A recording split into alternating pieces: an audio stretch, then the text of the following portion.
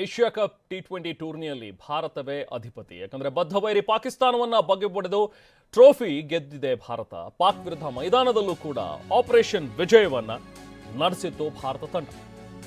ಬದ್ಧವೈರಿ ಪಾಕ್ ಅನ್ನ ಬಗ್ಗು ಬಡಿದಿರುವಂತಹ ಭಾರತ ನಿನ್ನೆ ರೋಚಕವಾದಂತಹ ಫೈನಲ್ ಪಂದ್ಯದಲ್ಲಿ ಗೆದ್ದು ಬೀಗಿದೆ.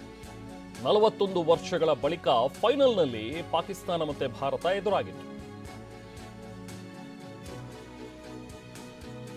ಭಾರತಕ್ಕೆ ಏಷ್ಯಾ ಕಪ್ ಗೆಲುವಿನ ತಿಲಕ ಇಟ್ಟಿದ್ದಾನೆ ವರ್ಮಾ. ಅಂದ್ರೆ ತಿಲಕ್ ವರ್ಮನ ಅತ್ಯದ್ಭುತವಾದಂತಹ ಬ್ಯಾಟಿಂಗ್ ನಿನ್ನೆ ಭಾರತ ತಂಡವನ್ನ ಗೆಲುವಿನ ದಡಕ್ಕೆ ಕರ್ಕೊಂಡು ಹೋಯಿತು. ಆರಂಭದಲ್ಲಿ ವಿಕೆಟ್ಗಳನ್ನ ಕೈ ಚೆಲ್ಲಿದ್ರು ಕೂಡ ಆರಂಭಿಕವಾಗಿ 3 ವಿಕೆಟ್ಗಳು ಬೇಗ ಔಟ್ ಆದ್ರು. ನೆಕ್ಸ್ಟ್ ಬಂದಂತಹ ತಿಲಕ್ ವರ್ಮಾ ದುಬೆ ಜೊತೆಗೂಡಿ ಅದ್ಭುತವಾದಂತಹ ಪಾರ್ಟ್ನರ್ಶಿಪ್ ಅನ್ನ ಬಿಲ್ಡ್ ಮಾಡಿದ್ರು. ಕೊನೆಗೂ ಭಾರತ ತಂಡವನ್ನ ಗೆಲುವಿನ ದಡಕ್ಕೆ ಕೊಂಡೊಯ್ದ್ರು ತಿಲಕ್ ವರ್ಮಾ.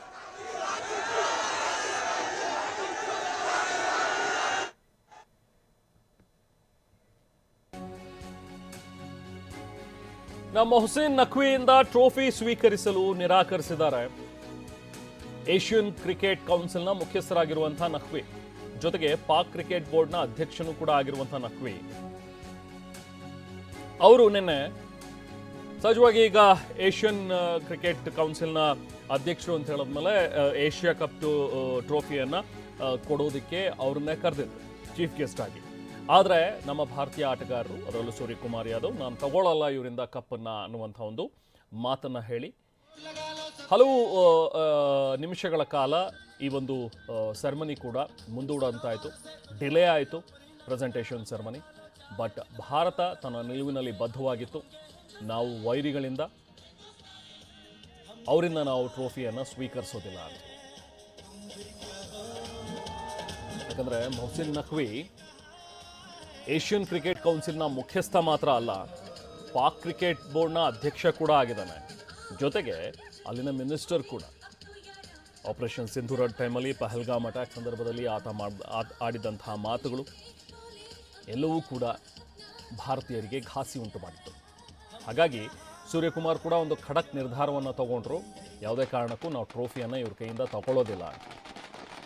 ಈ ಇಡೀ ಟೂರ್ನಿ ಉದ್ದಕ್ಕೂ ಕೂಡ ನಾವು ಗಮನಿಸಿದ್ರೆ, ಫಸ್ಟ್ ಆಫ್ ಆಲ್ ಕೆಲವೊಂದಷ್ಟು ಕ್ರಿಕೆಟ್ ವಿಶ್ಲೇಷಕರು ಹೇಳ್ತಾ ಇದ್ದ ಪ್ರಕಾರ ಈ ಟೂರ್ನಿಯನ್ನು ಆಡೋ ಅವಶ್ಯಕತೆನೇ ಇರಲಿಲ್ಲ ಭಾರತಕ್ಕೆ. ಯಾಕೆ ಆಡಬೇಕಿತ್ತು? ಪಾಕಿಸ್ತಾನದ ವಿರುದ್ಧ ನಾವು ಪಂದ್ಯವನ್ನು ಆಡೋದಿಲ್ಲ ಅನ್ನುವಂಥ ಒಂದು ನಿರ್ಧಾರವನ್ನು ಮಾಡಬೇಕಿತ್ತು ಅದಾಗಲೇ ಅನ್ನುವಂಥದ್ದನ್ನು ಕೆಲವೊಂದಷ್ಟು ಕ್ರಿಕೆಟ್ ವಿಶ್ಲೇಷಕರು ಆಡಿದರು. ಇಲ್ಲ, ನಾವು ಆಡ್ತಾ ಇದ್ದೀವಿ ಅಂತ ಹೇಳಿ ಡಿಸೈಡ್ ಮಾಡಿದ್ಮೇಲೆ ಸ್ಪೋರ್ಟ್ಸ್ಮನ್ ಸ್ಪಿರಿಟನ್ನು ತೋರಿಸ್ಬೇಕಿತ್ತು ಅನ್ನುವಂಥದ್ದು ಮತ್ತೆ ಕೆಲವೊಂದಷ್ಟು ಜನರ ವಾದ. ಅದಕ್ಕೆ ಸೂರ್ಯಕುಮಾರ್ ಯಾದವ್ ಕೂಡ ಸ್ಟೇಟ್ಮೆಂಟನ್ನು ಕೊಟ್ಟರು. ನಮಗೆ ಸ್ಪೋರ್ಟ್ಸ್ಮ್ಯಾನ್ ಸ್ಪಿರಿಟನ್ನು ತೋರಿಸೋದಕ್ಕಿಂತ ಹೆಚ್ಚು ಪಹಲ್ಗಾಮ್ ಅಟ್ಯಾಕ್ನಲ್ಲಿ ಮಡಿದಿರುವಂತಹ ನಮ್ಮ ಭಾರತೀಯರೇನಿದ್ದಾರೆ ಅವರ ಕುಟುಂಬದ ಜೊತೆಗೆ ನಿಲ್ಲೋದು ನಮಗೆ ಬಹಳ ಮುಖ್ಯ ಅನ್ನುವಂಥದ್ದನ್ನು ಹೇಳಿದರು. ಈ ಟೂರ್ನಿ ಉದ್ದಕ್ಕೂ ನಾವು ಗಮನಿಸಿದ್ರೆ 3 ಬಾರಿ ಪಾಕಿಸ್ತಾನದ ವಿರುದ್ಧ ಭಾರತ ಮುಖಾಮುಖಿ ಆಯಿತು. 2 ಲೀಗ್ ಹಂತದಲ್ಲೂ ಕೂಡ, ಸೂಪರ್ 4 ಹಂತದಲ್ಲಿ ಮತ್ತು ಲೀಗ್ ಹಂತದಲ್ಲೂ ಕೂಡ ಪಾಕಿಸ್ತಾನವನ್ನು ಬಗ್ಗು ಬಡಿದಿತ್ತು. ಹಾಗೆ ಫೈನಲ್ನಲ್ಲೂ ಕೂಡ ಭಾರತ ಪಾಕಿಸ್ತಾನವನ್ನು ಬಗ್ಗು ಬಡಿದು ಟ್ರೋಫಿಗೆ ಮುತ್ತಿಕ್ಕಿದೆ.